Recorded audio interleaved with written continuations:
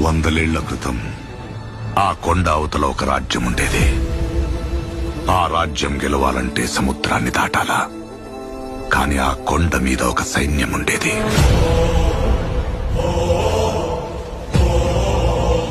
దేశం జల్లెడపట్టి రాజు తెచ్చుకున్న సైన్యం.